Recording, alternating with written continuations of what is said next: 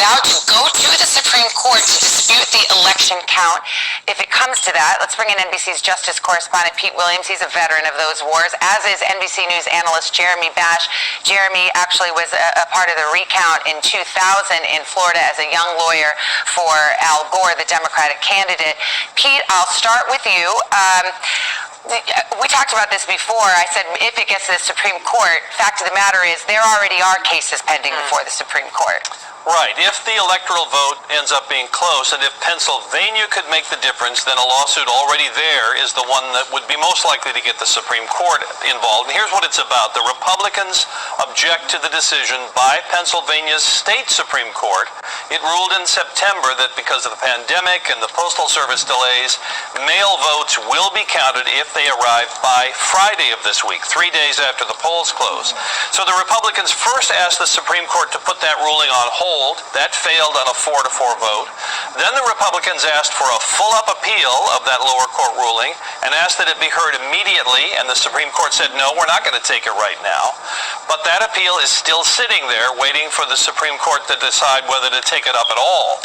Now, in the earlier two rounds, Justice Amy Coney Barrett did not vote because she had just arrived at the court, and if the case does come back to life, then she'll undoubtedly face pressure from many quarters to recuse.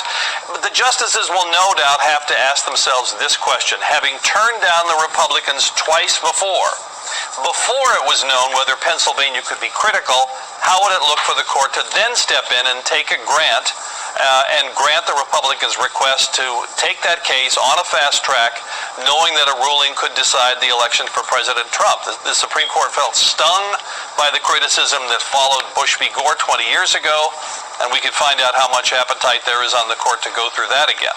Point of clarity as well, that Pennsylvania rule, those ballots have to be postmarked by Election Day so that Actually, they don't. Is That's that part right? of the problem here. No, they don't have to be postmarked. Oh. They either have to be postmarked or there has to be proof that they were mailed after the election, after Election Day.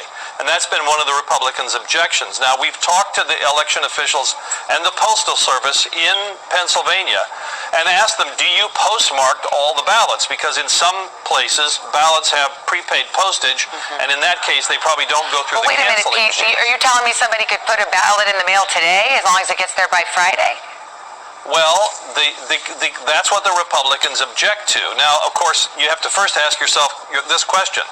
Could the Postal Service deliver it by Friday if you put it in the mail today? That's a question. But secondly, the way the state Supreme Court ruled, they said that you must count the ballot if it arrives by Friday, if it's postmarked, and unless there is some indication that it was sent after Election Day, then you wouldn't count it. That's one of the sort of bones of contention here. Okay. But the majority of the ballots are those that of course, were put in the mail before or on Election Day. Okay. Well, you know, this is what happens when you unleash the lawyers. Here's another one. Jeremy Bash. Jeremy, I already gave your resume there.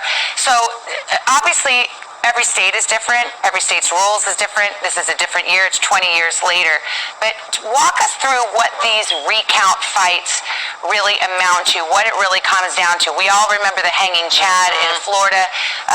What are the likely grounds of dispute here in 2020? Well, the first step